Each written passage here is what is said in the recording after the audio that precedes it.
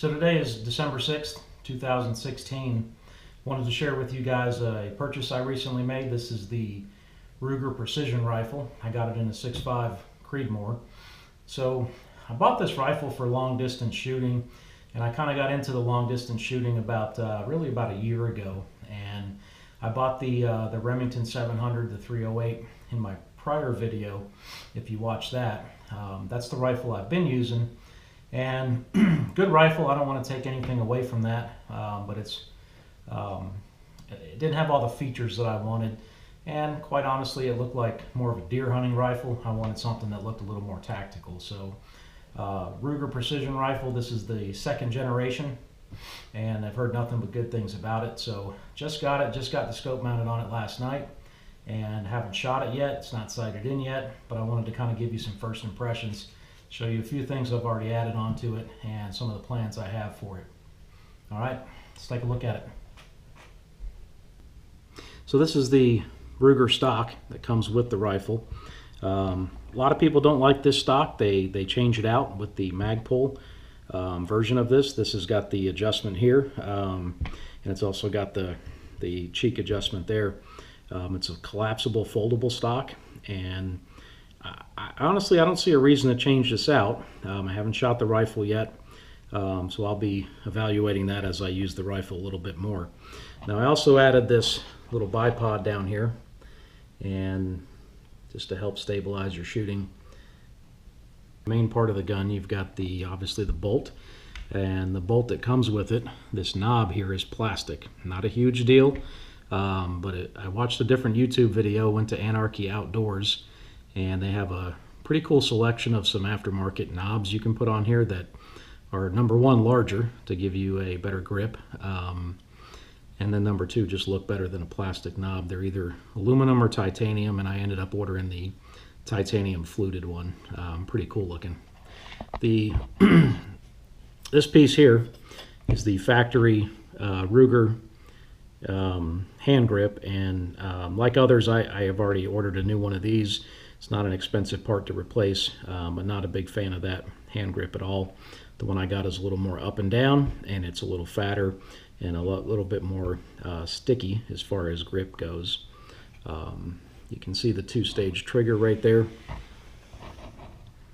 And they sell a Timney trigger upgrade. Not sure that I would need to do that. This is an adjustable trigger, and I like the two-piece trigger there.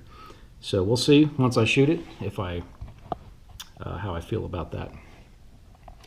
Going down the rifle, you've got the handguard down here, and on the Generation 2, this handguard has 6 bolt positions. So you've got 2 here, 2 on the other side, and 2 on the bottom. The original Ruger Precision Rifle only had 2 bolts, and this is an upgrade from that. So up front, I mounted an Atlas bipod. I usually only use the Harris bipods, but I did decide to spring for the Atlas for this particular rifle. It's got the quick disconnect. That all came with the bipod.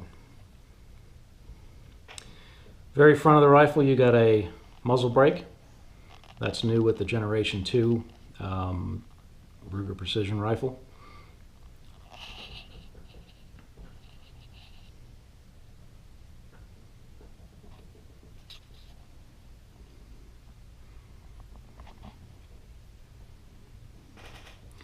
So the scope that I mounted on this is the Nightforce SHV. It is the 5x20 56mm objective, 30mm tube, and like I said, I just mounted that on there last night. So these scope rings are also Nightforce scope rings, and these are the let's see, these are the extra high scope rings. So when I bought this, this is the scope that I had on my Remington 700. The scope rings that I had on there were the smaller ones. They're actually the lowest height scope rings that Nightforce sells, and they did not clear.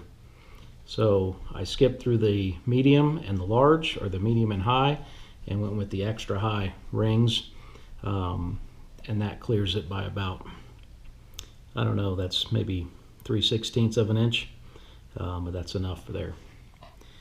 So going down here, you have your safety, and they sell aftermarket safeties on this gun that make it ambidextrous if that's something that you want to do. And then this is the collapsing mechanism for the stock. So the whole stock will fold down. You push this button in, and you can see the stock kind of starting to come forward.